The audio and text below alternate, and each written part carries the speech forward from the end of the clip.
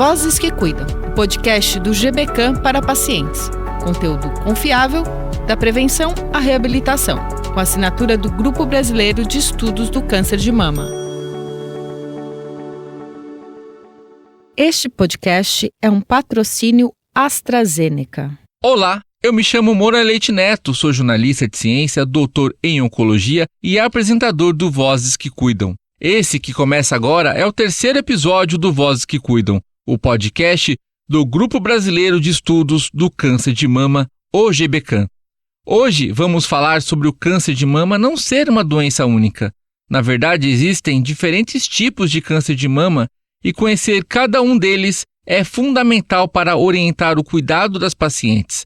Para essa conversa, recebo duas especialistas que são vozes de referência em oncologia personalizada. São Maria Cristina Figueroa Magalhães, oncologista clínica do Grupo Oncoclínicas Curitiba, professora da PUC do Paraná e da Universidade Federal do Paraná, preceptora da residência de Oncologia Clínica do Hospital Universitário Evangélico Mackenzie, doutora pela USP, pós-doc fellow no Johns Hopkins Hospital e idealizadora dos projetos Mama Gênesis, Nós por Elas e As Vozes das Rosas. E recebo também Bruna Zucchetti, médica oncologista especialista em câncer de mama da Rede Américas, fellow no Instituto Europeu de Oncologia e coordenadora da Oncologia Mamária do Hospital 9 de Julho, em São Paulo.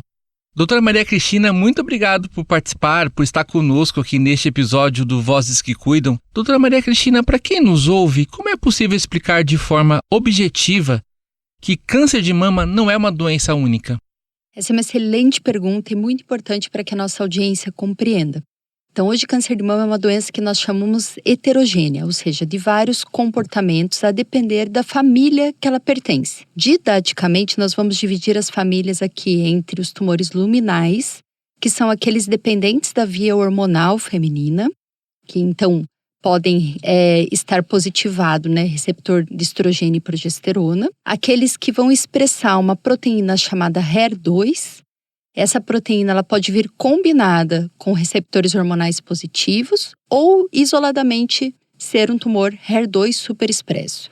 E por fim, nós temos a família dos triplo negativos, onde esses três marcadores virão de forma negativa no exame chamado imunohistoquímica. E também a nossa convidada, a doutora Bruna. Doutora Bruna, é também um imenso prazer tê-la aqui conosco no Vozes que Cuidam. Muito obrigado. Doutora, então nós estamos falando basicamente de câncer de mama hormonal, do HER2 e do triplo negativo? Isso mesmo. São 3 subtipos tumorais principais, como a Maria Cristina falou, né? E o que a gente sabe é que a diferenciação para esses tumores, então muitas vezes a gente fica aguardando a imunohistoquímica, né? E é através desse exame que a gente consegue diferenciar esses tipos tumorais. Para isso é fundamental para a gente que trabalha com câncer de mama, porque a gente consegue definir qual o tratamento que a paciente vai receber de acordo com esse subtipo que ela vai apresentar na imunohistoquímica. Sim, e doutora Maria Cristina, nem sempre foi assim, né? Em que momento que a ciência começou a caminhar desta forma, a fazer essa diferenciação? Antes eram apenas conhecidos os hormonais, como é que foi a história disso tudo? Ótima pergunta. Inclusive, recentemente eu atendi uma paciente que teve um câncer de mama em 1993. E aí eu vi a imunohistoquímica dela, tinha apenas receptor de estrogênio. Veja que interessante. Agora ela voltou, ter uma nova neoplasia de mama e com todos os marcadores vigentes agora analisados, receptor de estrogênio, receptor de progesterona, o HER2 e um índice de proliferação que se chama Ki-67. Então, a gente pode dizer que desde os anos ali de 2006 para frente, a gente teve uma revolução maior, principalmente com a descoberta do receptor, chamado HER2 positivo. E esses subtipos, doutora Bruna, eles se diferenciam apenas no laboratório ou também no comportamento, ou seja, só quando o patologista está vendo ali, ou isso também se manifesta clinicamente na paciente? Não, a gente vê muitas diferenças, tanto em relação ao comportamento biológico, quanto em relação ao prognóstico e em relação principalmente à escolha do tratamento. Então, a gente sabe que os tumores triplo negativos, eles são tumores que tendem a ser mais agressivos, são tumores que normalmente acometem mulheres mais jovens e tendem a ter uma recidiva um pouco mais precoce. Os tumores luminais, que são esses tumores receptor hormonal positivo, HER2 negativo, são tumores que muitas vezes respondem super bem ao tratamento hormonal e é aquela paciente que vai ficar 5, 7, 10 anos usando uma terapia anti-hormonal. E a gente tem esses tumores HER2 positivo, como a Cris falou, que depois que foi descoberta uma terapia que acaba realmente bloqueando essa divisão baseado no HER2, nós tivemos uma revolução na oncologia e hoje em dia o tratamento específico que a gente faz para esses tumores trouxe um prognóstico muito bom para essas pacientes. Então nós temos mudança tanto em relação ao prognóstico, né, e quanto em relação ao comportamento biológico também. Doutora Maria Cristina, e como esse subtipo do tumor de fato influencia no planejamento para cada paciente com câncer de mama? Influencia completamente, né? Então, se a gente não tem essa informação do subtipo do câncer de mama antes de traçar uma estratégia de tratamento, muito provavelmente a gente vai errar no meio do caminho. Então, o que eu gosto de dizer muito nas aulas é que a ordem dos tratores altera o viaduto aqui. Então, a gente sabe que, por exemplo, os tumores triplo negativos e HER2 positivos no cenário ainda inicial, onde a gente pretende realizar um tratamento de cura para essas pacientes, idealmente a gente deve trazer a quimioterapia antes da cirurgia, até para a gente avaliar a resposta ao tratamento que essas pacientes vão apresentar. Já nos tumores luminais, a gente pode discutir sim, a depender do momento que a doença foi diagnosticada, instituir um tratamento cirúrgico primeiro, para depois avaliar o tratamento que nós chamamos sistêmico, ou seja, de quimioterapia ou apenas um bloqueio hormonal, por exemplo. E doutora Bruna, é possível que duas pacientes com o mesmo estágio, ou seja, a mesma fase ali de agressividade daquele tumor, elas recebam terapias completamente diferentes por conta deste conhecimento sobre esse subgrupo, esse subtipo de tumor? Exato. Como a Cris falou agora, primeiro que pra gente muda muito o subtipo tumoral e claro que a ideia é tratar a paciente como um todo, né? A gente não trata apenas a doença. Então, normalmente, quando a gente recebe pacientes com tumores triplo negativo ou HER2 positivo e tem um linfonodo axilar acometido, a gente acaba, por exemplo, indicando uma quimioterapia antes da cirurgia para essas pacientes. Mas em alguns casos, quando esses tumores são luminais, né, aquele subtipo em que tem um receptor hormonal positivo, HER2 positivo, uma paciente, dependendo do caso, muitas vezes a gente até manda para cirurgia antes e depois avalia se há necessidade de quimioterapia. Então, por exemplo, duas pacientes com acometimento axilar, né, de linfonodo axilar, nem sempre ela vai receber uma quimioterapia antes da cirurgia, porque depende muito do subtipo do tumor. E é claro, né, a gente avalia toda a questão da paciente também. E desses 3 grandes subtipos, algum tem mais opções terapêuticas e um outro é mais desafiador?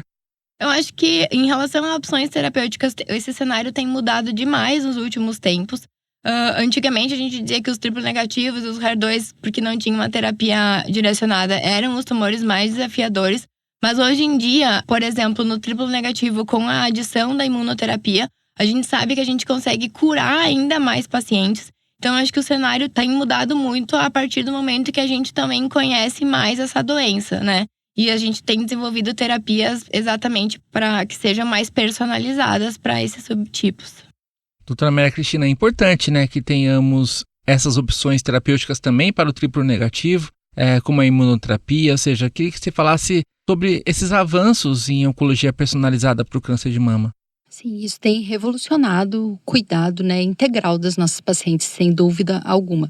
Como a Bruna comentou, o triplo negativo é uma doença ainda bastante desafiadora por conta de acometer, em especial, mulheres mais jovens. Não apenas mulheres mais jovens, mas em especial. E ter um comportamento onde ele tem uma predileção maior por enviar lesões metastáticas para as vísceras ou mesmo para o sistema nervoso central. Então, são realmente um grupo muito desafiador de tumores mamários. Porém, a gente tem visto uma revolução muito grande aí em relação ao tratamento, principalmente com a inserção da imunoterapia, e aqui eu faço novamente uma ressalva da importância dessa paciente ser avaliada por uma equipe multidisciplinar, porque a imunoterapia ela é colocada normalmente antes da cirurgia. Então, caso essa paciente já venha para um oncologista clínico sendo realizada a cirurgia, a gente não vai ter espaço ou campo para imunoterapia nesse cenário. Outro dado muito importante é a gente avaliar mutações genéticas nessas pacientes. Então, a mais conhecida são as mutações germinativas dos genes BRCA1 e 2, onde a gente também tem um campo para uma classe de medicamentos que se chama inibidores da PARP, também com dados bastante promissores para esse grupo de pacientes. Então, acho que a gente tem avançado cada vez mais, tanto no cenário da doença metastática, triplo negativa, quanto no cenário da doença inicial, curando mais pacientes e dando mais qualidade de vida para elas. E, doutora Bruna, essa evolução da oncologia personalizada em câncer de mama, né, dando essa qualidade de vida, ela está se mostrando efetiva também para pacientes metastáticas? Eu acho que sim, eu acho que diria que ela tem se mostrado até mais eficaz e a gente tem avançado ainda mais na doença metastática. Primeiro, em relação à qualidade de vida, como eu comentei antes, a gente sempre precisa pensar que nós tratamos uma paciente e não só a doença. E tem se falado cada vez mais em relação à qualidade de vida. Então, todos nós médicos que tratamos paciente com câncer de mama, a gente leva muito em consideração a qualidade de vida e a tolerância do tratamento da paciente. E é super importante que a gente ouça as pacientes nesse momento. E a gente vê também nos próprios congressos e tudo isso, os dados de qualidade de vida têm se falado cada vez mais. Então, acho que sim, esse é um ponto importantíssimo para a gente. Em relação à personalização do tratamento, na doença metastática a gente está até mais avançado do que na doença inicial, em que a gente consegue avaliar melhor algumas mutações específicas do tumor e definir drogas para cada mutação. Então, por exemplo, uma paciente hoje em dia com câncer de mama hormonal positivo, HER2 negativo, a gente tem uma série de biomarcadores que a gente pode usar. Um dos exemplos é uma mutação de PIK3CA que temos droga específica para isso, como fosse aquele esquema de chave fechadura. Então, a medicina personalizada tem avançado ainda mais no ponto de vista da doença metastática. E, doutora Maria Cristina, estamos falando aqui de oncologia personalizada, com imunoterapia, terapias-alvo, inibidores de PARP, enfim, esses biomarcadores todos que vocês referenciaram. Mas como que está o acesso disso? Há uma disparidade, falta equidade quando se compara a saúde privada, a saúde suplementar, né, com o SUS? Infelizmente sim, né? A gente tem um abismo, na verdade, de acesso para as pacientes tratadas no setor público versus aquelas tratadas no setor privado. O que a gente carece no Brasil é trazer cada vez mais pesquisa clínica para o nosso cenário, porque dessa forma a gente consegue talvez diminuir um pouquinho essa disparidade e informar as pacientes, que eu acho que é um dos objetivos do nosso podcast aqui. Então, que as mulheres saibam os tratamentos melhores que elas podem ter acesso, porque lembrando que mesmo no sistema público, o que está preconizado na nossa legislação, né, na democracia, é que a gente tenha acesso universal à saúde. Então, acho que para nós termos acesso universal à saúde, a gente tem que se letrar em relação ao que é possível a gente alcançar. Doutora Bruna, nós temos a lei dos 60 dias, só que Exato. Tão importante quanto ter uma lei é essa lei ser cumprida, né? E que no caso que você falasse o que é essa lei dos 60 dias, né, que preconiza em relação ao início do tratamento e o quanto impacta essa lei não ser observada, atendida na sua plenitude. Bom, então primeiro, explicando o que é a lei dos 60 dias. Exatamente, é uma lei para o Sistema Único de Saúde, então para o SUS, em que todos os pacientes que têm um diagnóstico de câncer consigam iniciar o tratamento oncológico dentro dos 60 dias. Não necessariamente um tratamento de quimioterapia, muitas vezes pode ser um tratamento como cirurgia, por exemplo, mas que esse tratamento ele seja feito dentro dos 60 dias após o diagnóstico. Nós temos um gargalo muito grande, como a Cris falou, assim, primeiro que é muito difícil muitas vezes o paciente conseguir o diagnóstico de câncer, né? Porque é 60 dias a partir daquela biópsia positiva para um carcinoma. Mas às vezes a gente vê com as pacientes que até ela conseguir fazer essa biópsia demora muito tempo. Então, a lei, obviamente, que seria maravilhoso se a gente conseguisse que as biópsias sejam feitas com agilidade. E quanto antes a gente conseguir tratar é melhor. Porque aqui a gente sabe que tempo é cura, né? Então, quanto mais tempo os pacientes ficam esperando o tratamento, muitas vezes tem tumores muito agressivos que acabam se replicando e a paciente já chega pra gente num estágio mais avançado. E aqui, de verdade, acho que faria muita diferença quanto antes a gente conseguisse diagnosticar e tratar, porque é muito melhor tratar uma doença mais inicial do que tratar uma doença mais avançada. E esse antes tem a lei dos 30 dias, né? Exato. Mas é isso, né? Infelizmente, assim, tudo isso é uma lei, Mas na prática a gente sabe que muitas vezes para conseguir fazer essa biópsia, e não só no SUS, assim, às vezes no próprio cenário privado, nós vemos que também tem demora do ponto de vista de aprovação, de convênio, tudo isso. Então, muitas vezes, esses 30 dias também não são cumpridos. Sim, e doutora Maria Cristina, então sim, temos as diretrizes, né, para acesso a medicamentos, e mesmo os medicamentos que já estão incorporados ou na saúde suplementar ou no SUS, não necessariamente esse acesso, ele muitas vezes precisa de um processo de judicialização envolvido. Perfeito. Aqui a gente tem uma diferença que eu gosto muito de explicar aos pacientes entre incorporação, né, no sistema público e a disponibilização, que são duas coisas diferentes, infelizmente.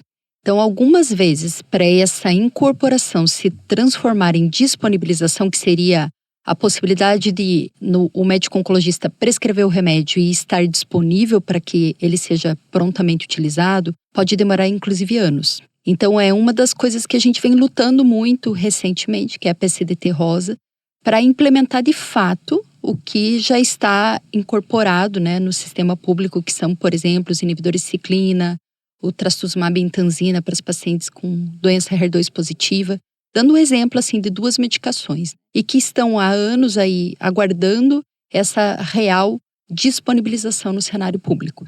Então, a gente precisa compreender essas diferenças e só fazendo um adendo ao que a Bruna trouxe, a importância da gente ter o diagnóstico precoce, porque também, além de curar mais pessoas, a gente também vai otimizar os recursos, porque a gente precisa de menos terapias que são de um custo muito elevado para o cenário público e também para o cenário privado. Então, apesar de que a gente incorpore mais pacientes fazendo rastreamento, né, e diagnóstico, no fim da história a gente vai ter uma economia no setor da saúde, principalmente na oncologia, uma vez que a gente implemente mais tratamentos de cenário curativo. Doutora Bruna, em dezembro do ano passado, né, houve por parte do Ministério da Saúde o anúncio de um grande pacote de avanços em câncer de mama. Entra nessa questão de houve o anúncio, mas não necessariamente está sendo disponibilizado tudo aquilo? Exatamente, é isso que a Cris falou. A gente teve o anúncio de que iria ser incorporado, né, algumas terapias que realmente mudam a prática clínica e que também mudam a questão de sobrevida das pacientes, como, por exemplo, a incorporação dos inibidores de ciclina para a doença metastática. Nós sabemos que essas drogas, elas aumentam muito a sobrevida das pacientes e elas fazem uma diferença grande quando a gente vê na questão do tratamento, porque a paciente responde mais rápido, consegue ficar mais tempo sem usar a quimioterapia. Tem N coisas que ajudariam nisso. Porém, apesar de ter, né, sido incorporado, ela ainda não está disponível para a prescrição. Então, fica uma diferença muito grande entre o que é televisionado, né, o que é publicado, e o que a gente consegue fazer realmente na prática, no dia a dia e na frente do paciente. Sim, e doutora Maria Cristina, diante desse cenário todo, cabe às sociedades médicas, grupos de pesquisa, hospitais, enfim, continuarem trazendo as evidências, buscando essas incorporações, exigindo tomadas por parte dos gestores de saúde. Esse é o caminho, é continuar com essa união de vozes? Com toda certeza, eu acho que já tem sido feito um trabalho lindo e muito incansável, inclusive da Sociedade Brasileira de Oncologia Clínica, a qual parabenizo, e de todas as sociedades médicas que estão, né, voltadas para o cuidado da mulher. Acho que isso tem sido realmente incrível aqui no nosso país. O que a gente precisa é levantar mais vozes das mulheres, das pacientes e da sociedade civil como um todo. Porque o que eu sempre digo, câncer de mama não é um problema apenas para quem enfrenta esse diagnóstico, é um problema social. Muitas das vezes essas mulheres elas são retiradas de suas casas, do ambiente de trabalho, para fazer o tratamento que muitas das vezes é bastante difícil para muitas delas e elas não conseguem ser reinseridas no mercado de trabalho. E isso impacta em várias famílias. Então eu acho que esse ponto ele é crucial. Por isso, novamente, que a gente está realizando essas frentes dentro do Grupo Brasileiro de Estudos da Mama, que é o GBCAM, para, de fato, dar um alerta para a população que todos nós precisamos nos mover. E há espaço nesse contexto de fortalecimento de vozes, enfim, de potencializar mesmo esse discurso, de se unir com a iniciativa privada, até por questão de financiamento, enfim, para para fortalecer essas campanhas? Com toda certeza, sim. Tem algumas empresas que já têm colaborado com esse perfil social, né, que elas podem atuar. Tem um projeto que eu acabo atuando em Curitiba que se chama As Vozes das Rosas, onde a gente tem chamado iniciativa privada e também a gente tem conversado com todo o âmbito público de saúde, porque não é um problema apenas das mulheres que estão em tratamento no SUS ou no privado. É um problema, como disse, de toda uma sociedade. Toda a sociedade é impactada. Quando uma mulher é retirada do mercado de trabalho ou mesmo dos cuidados de seu lar ou qualquer outro papel que essa mulher assuma no âmbito social para ser tratada, a gente deve disponibilizar um melhor tratamento para ela, as melhores informações e, com isso, toda a sociedade acaba sendo, de alguma forma, responsabilizada. E, doutora Bruna, olhando para o futuro, assim, lógico, né, temos aqui muitos exemplos do passado de avanços em oncologia personalizada. Mas olhando, assim, quais são as linhas de pesquisa, né, ou de continuidade do que já temos, mas novos olhares aí da ciência para potencializar esse cuidado para a mulher com câncer de mama? Olha, essa é uma ótima pergunta. Eu acho que a gente poderia ficar aqui o dia inteiro, né, falando sobre isso. Mas eu acho que tem 2 pontos principais que eu queria trazer aqui. Primeiro, eu acho que o que revolucionou muito o tratamento do câncer de mama nos últimos anos foi a chegada de uma nova classe de medicação, que são os anticorpos droga conjugados, né? Que é basicamente um anticorpo. Dentro dele tem uma molécula de quimioterapia e a gente consegue, através dessas drogas, liberar uma quantidade de quimioterapia muito maior, especialmente dentro do tumor, para que a resposta ao tratamento seja maior também. Então, conseguimos potencializar tanto resposta quanto tempo que as pacientes vivem mais, inclusive usando essas drogas. O que tem no mercado que nós temos disponíveis são 2 drogas, por exemplo, que nós podemos esperar para o futuro, inclusive um futuro próximo, é trazer o uso dessas drogas para cada vez mais precoces no tratamento, que inicialmente foram aprovadas para um início mais um cenário um pouco mais avançado, né, em mais linhas de tratamento, e aqui tentando trazer para um cenário bem precoce, inclusive para a primeira linha de tratamento das pacientes.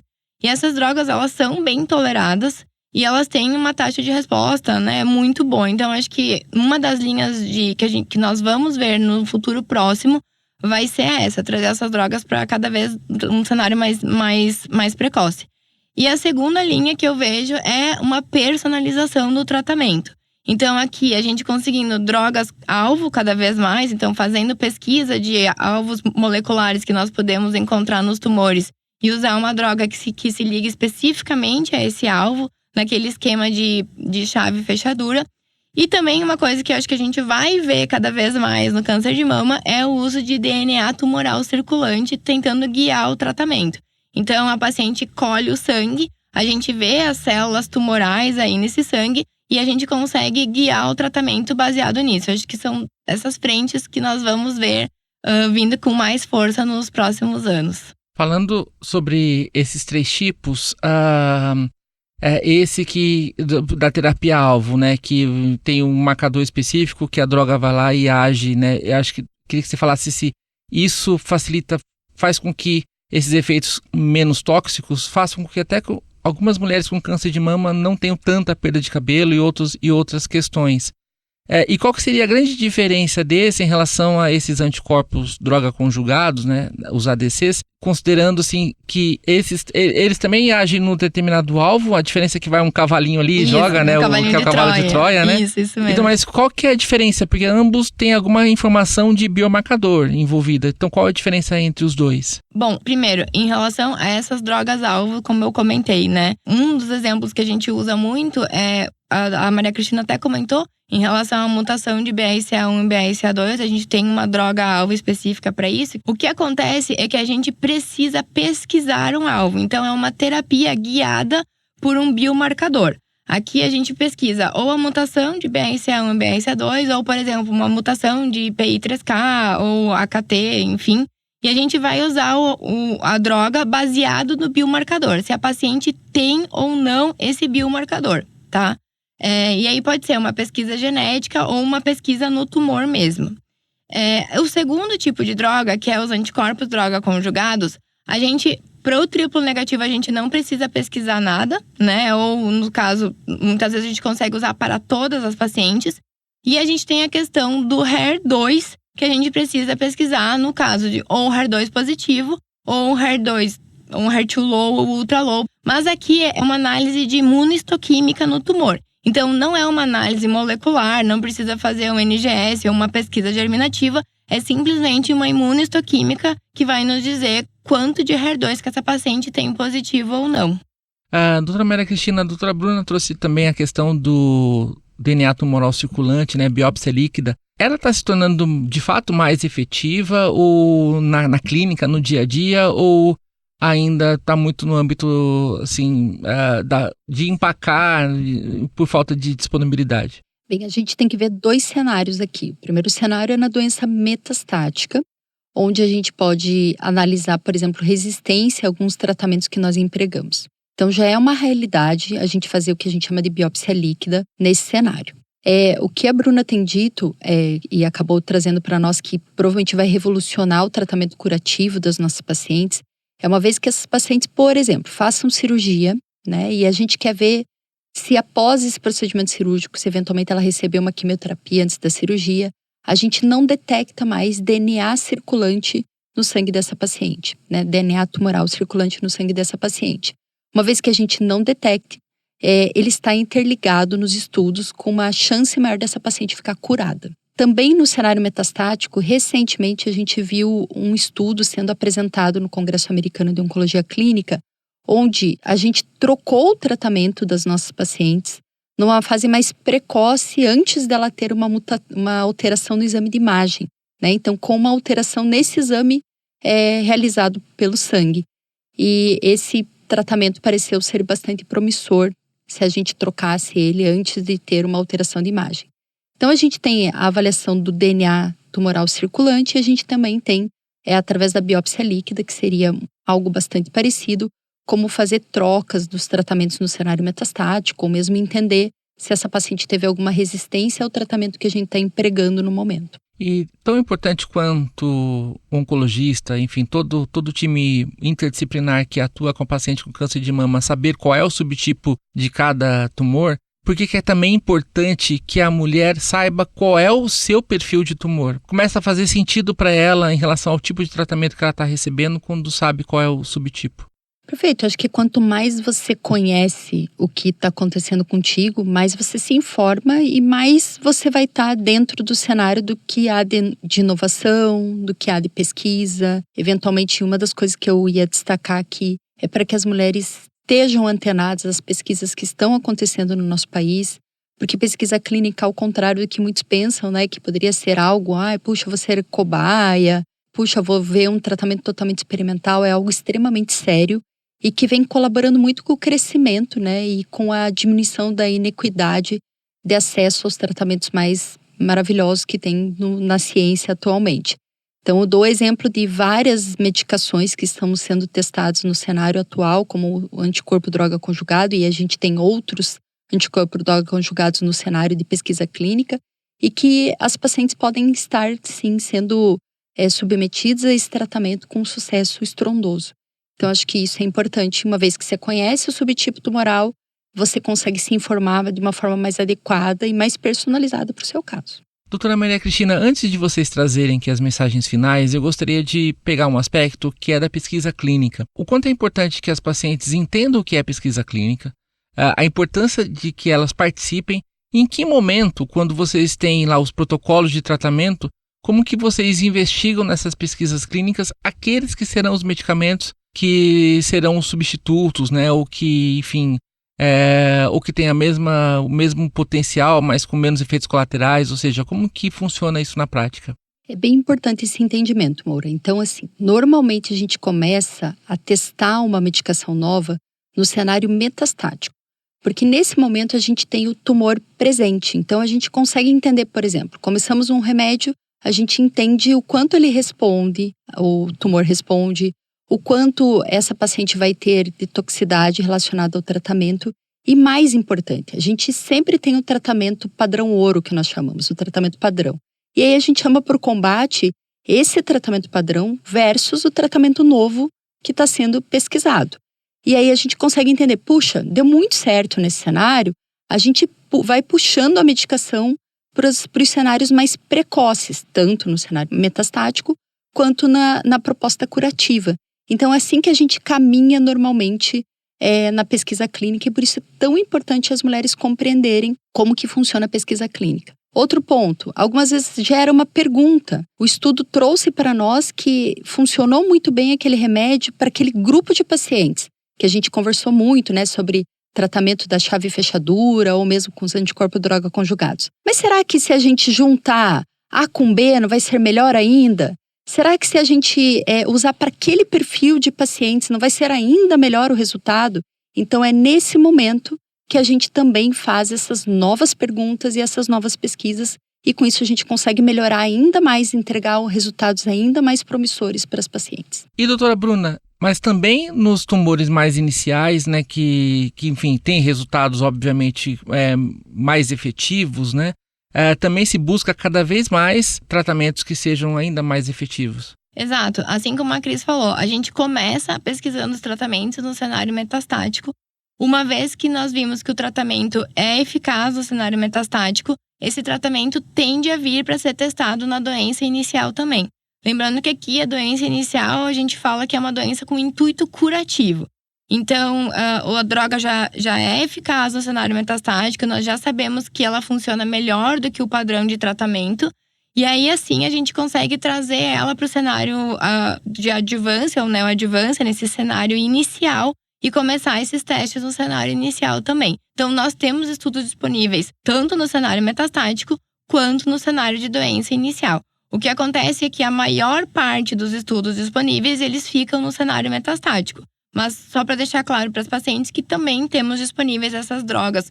Tanto, por exemplo, esses anticorpos droga conjugados, né, esse cavalo de Troia, nós também já temos estudos sendo feitos no cenário inicial com essas drogas também. Doutora Bruna, no câncer de mama nós também temos um contexto, ou não, em que quando algum tipo de tratamento para algum alvo específico, para algum outro tipo de tumor, por exemplo, EGFR em câncer de pulmão, e aí você aplica isso em outros tipos de tumores. Isso acontece no câncer de mama também, ou fica muito mais restrito aos 3 perfis que nós falamos aqui no episódio? Sim, acontece bastante no câncer de mama, por exemplo, essas mutações específicas. O EGFR especificamente não, mas a gente tem, por exemplo, o HER2, ele surgiu na mama e depois ele foi sendo ampliado para outros tumores. Né?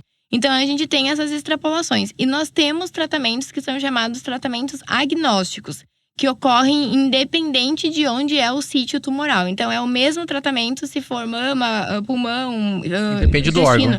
Independente do órgão. Por exemplo, para pacientes que têm uma síndrome de Lynch com instabilidade de microsatélite, a gente pode usar a imunoterapia independente de onde nasceu esse tumor. Então, nós temos essas 2 frentes aí no câncer de mama. Doutora Maria Cristina, agradeço muito a você também, doutora Bruna, pela participação aqui neste episódio do Vozes que Cuidam, o podcast do GBCAM. E gostaria, primeiramente com você, doutora Maria Cristina, que deixasse uma mensagem final aqui para os nossos ouvintes, para quem está nos acompanhando. Então, eu que agradeço. Para mim é um prazer estar aqui com vocês, com a Bruna, em especial uma grande amiga. Acho que o grande, talvez, recado que eu dou para todas é que a gente, sim, tem avançado muito nas terapias, que é o tratamento do câncer de mama nos últimos anos. Mas não é só isso. Uma vez que a gente cure mais mulheres ou mesmo mantenha uma doença cronificada no cenário metastático, a gente volta os nossos olhos para a qualidade de vida dessas mulheres, né? Elas precisam voltar para uma vida onde elas possam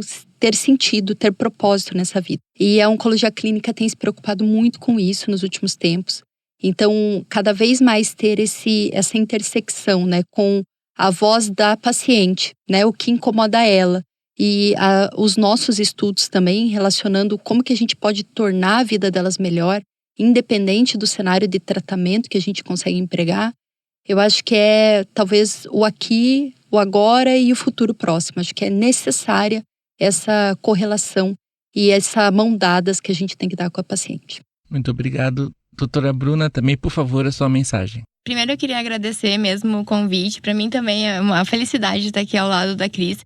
E queria parabenizar o GBCAM por fazer essas iniciativas para realmente melhor letrar as pacientes e acabar trazendo o que a gente tem de novidade.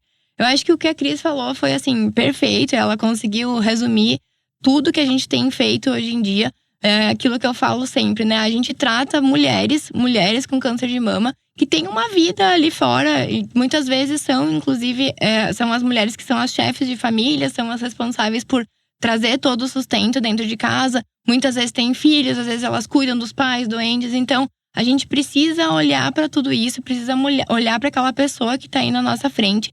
E, óbvio, os tratamentos têm avançado muito, né? A gente tem estudado cada vez mais como tratar melhor as pacientes, como fazer com que os nossos tratamentos sejam mais eficazes, mas nunca podemos deixar de olhar a qualidade de vida delas, como está a tolerância, como está o lado emocional e todo esse lado da mulher que está aí na nossa frente, em que a gente possa ajudar.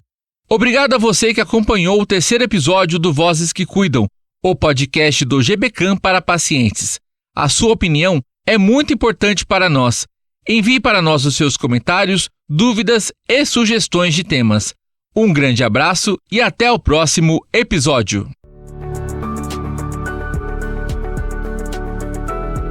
Você ouviu Vozes que Cuidam, podcast para pacientes do Grupo Brasileiro de Estudos do Câncer de Mama, uma produção da Senso Consultoria de Comunicação e Banca de Conteúdo.